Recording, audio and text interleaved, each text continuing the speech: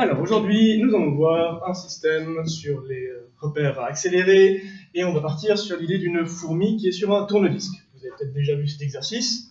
On a un tourne-disque et puis on nous dit que sur ce tourne-disque qui est en rotation, on a une fourmi qui se déplace dessus. On nous dit aussi que la vitesse de déplacement de la fourmi fait que lorsqu'on a une caméra qui est fixe au-dessus, on voit que la fourmi ne bouge pas. Elle est immobile par rapport au repère absolu qu'on va définir ici, qui va être le châssis de notre tourne-disque. Donc, je décris x absolu, y absolu, et puis z absolu. Ça, c'est la première chose que je dois faire. Deuxième chose, c'est, on me dit que le tourne-disque, lui, le disque va tourner. Donc je vais devoir créer un autre repère qui est lié au disque et non plus au châssis, qui va suivre la rotation. Donc je vais avoir un z relatif qui est le même que le a. Je vais avoir x relatif et puis un y relatif. Et on nous dit qu'il y a une rotation constante phi point, la vitesse, phi c'est l'angle. Et c'est le repère absolu et relatif. Et puis maintenant, on va étudier la trajectoire de la fourmi dans ce repère qui est relatif. Et pour faire ça, on va se donner un autre repère à nouveau, qui lui, cette fois, sera lié au relatif. On va se donner un repère cylindrique. Donc, je vais avoir euro ici, EZ ici, et EPhi ici. Jusque-là, rien de bien nouveau. Tout ce que j'ai dû faire, c'est représenter le problème où on nous dit qu'on a une fourmi qui est sur un disque et que la fourmi tourne à la même vitesse que le disque, de manière à ce que ça s'annule. On nous demande dans l'exercice deux choses très simples. C'est quelles sont les forces de Coriolis et les forces centripètes qui sont en jeu ici. On ne va pas aller plus loin que ça. Du coup, on va vraiment se concentrer sur le fait de trouver force centrifuge avec force Coriolis avec un grand C et force centrifuge avec un petit c. Ok. Dans la dernière vidéo, je vous ai dit que quand on avait ce genre de problème-là, il fallait d'abord avoir un repère qui est absolu, un repère qui est relatif et un vecteur qui rejoint les deux. Ici, notre point d'origine du repère relatif et du repère accéléré, absolu, sont les deux au même endroit, au point O. Donc on a bien nos trois choses, et puis ce que je vous avais dit la dernière fois, c'est qu'il y a ces formules que vous n'avez pas besoin de connaître par cœur, mais qui la connaît par cœur, qui permettent de poser le problème, et ensuite le jeu c'est qu'est-ce qui vaut 0. Donc la première formule qu'on avait, c'était la vitesse absolue.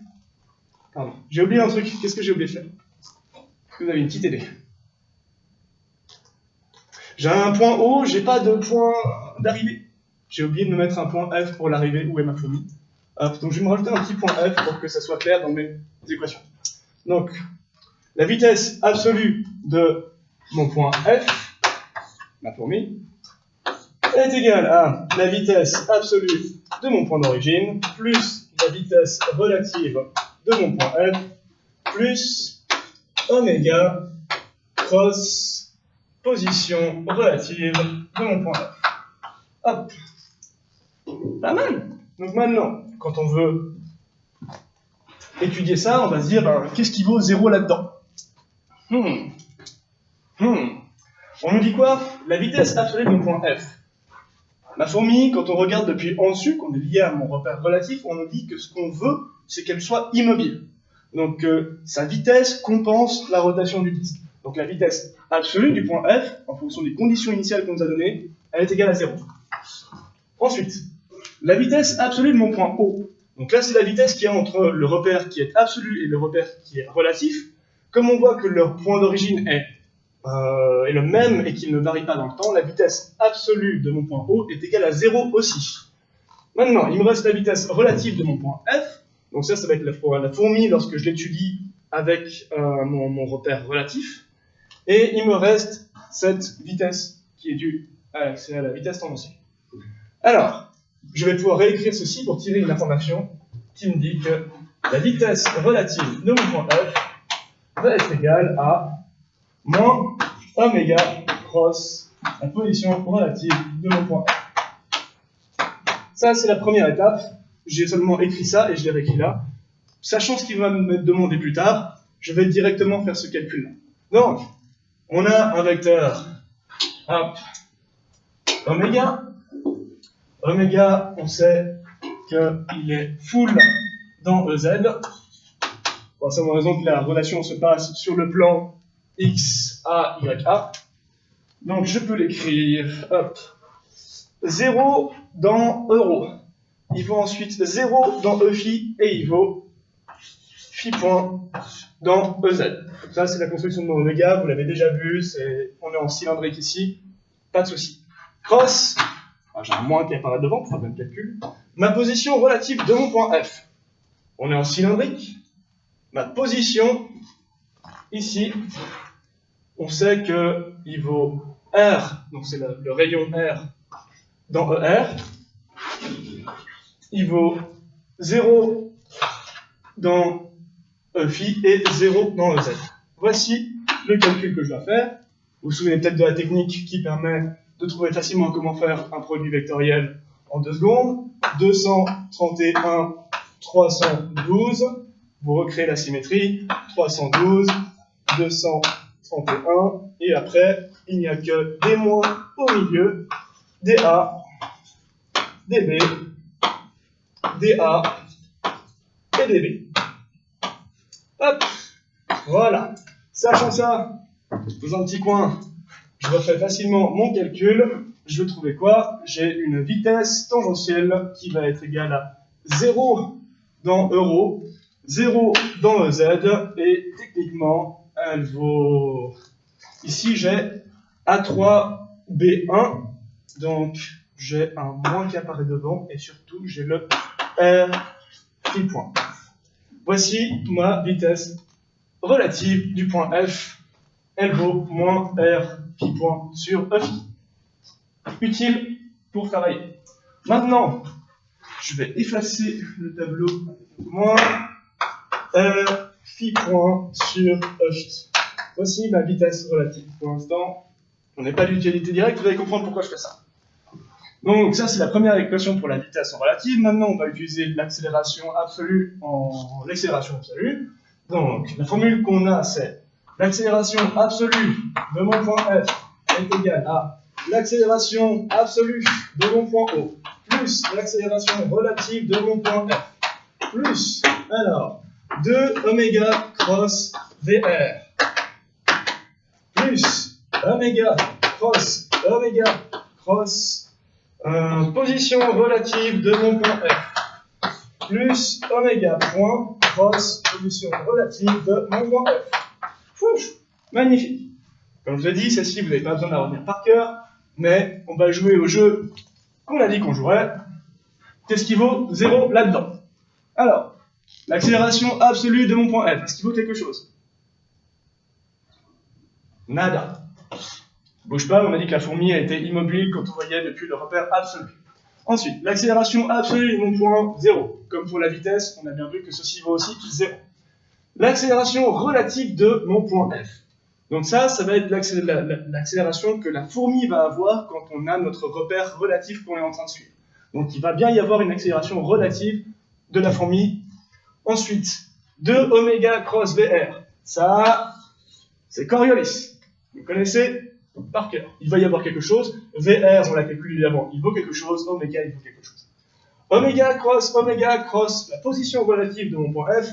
Ceci, c'est l'accélération centripète. Hop, elle vaut quelque chose.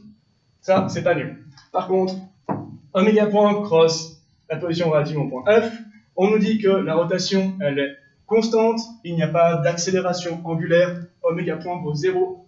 Hop, ceci vaut 0.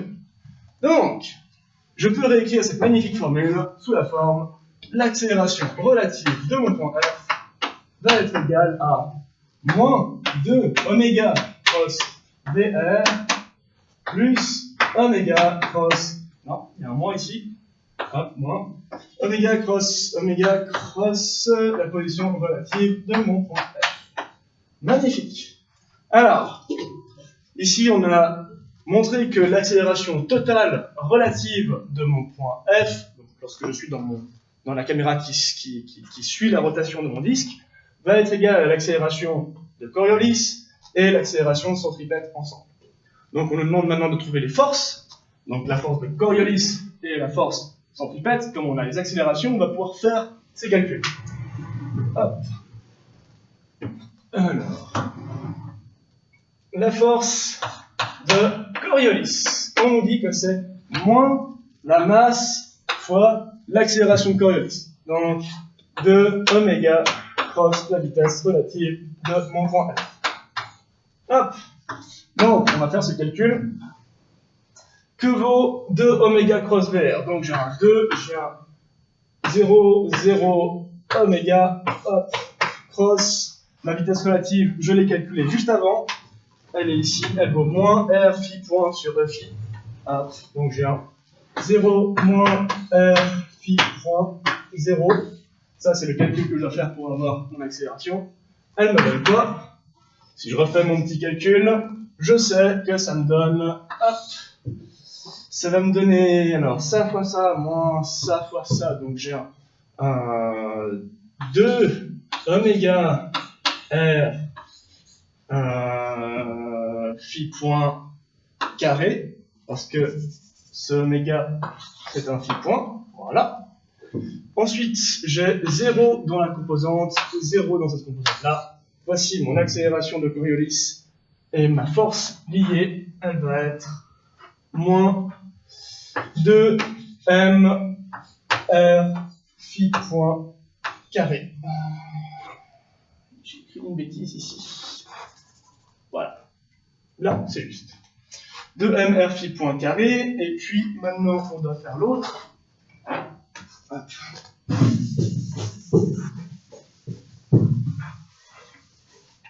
Hop. L'autre force, on a dit que c'était la force centripète. Je veux la même construction, moins la masse fois l'accélération centripète, oméga, cross, position relative de mon point P, F. Voilà. On va faire ce calcul-là en deux parties, il y a deux produits vectoriels. Le premier, c'est celui-là, 0, 0, phi point, cross, ma position relative qui vaut R, 0, 0. Ceci me donne 0 moins R phi point, et puis 0. Hop. Non, c'est pas positif ici. Donc ça, c'est la première partie. Maintenant, je vais faire la deuxième partie qui consiste à faire oméga cross cette partie-là. Donc, c'est 0, 0, phi point, cross, 0, R, phi point, 0, hop. Ceci, ça va nous donner un, hop, ça fois ça, moins ça fois ça, du coup, je vais avoir un moins R, phi point carré, je vais avoir un 0 et un 0, hop. Voici l'accélération centripète dirigée vers le centre, c'est bien juste. Du coup, maintenant, la force, elle va valoir, hop, moins masse fois, hop, moins R phi point carré, donc le moins y part. Et puis ça devient, hop, R phi point carré sur, hop, euro. Et puis, celle-ci, elle était aussi sur euro. Nickel, on a fait ce qu'on nous a demandé. Définir quelle était la force de Coriolis et la force centripète qui sont liées. Pour faire ça, on a suivi la méthode, on a pris un repère absolu, on a pris un repère relatif, on a posé nos formules qu'on connaît, on a joué là, qu'est-ce qui vaut 0, et ensuite avec les accélérations qui nous restaient, on a créé les forces correspondantes qui consistent à faire moins masse fois l'accélération correspondante. On a répondu à toutes les questions, et puis j'espère que vous saurez faire ça à l'examen si ça se présente. Merci beaucoup de votre attention, je vous souhaite une excellente journée.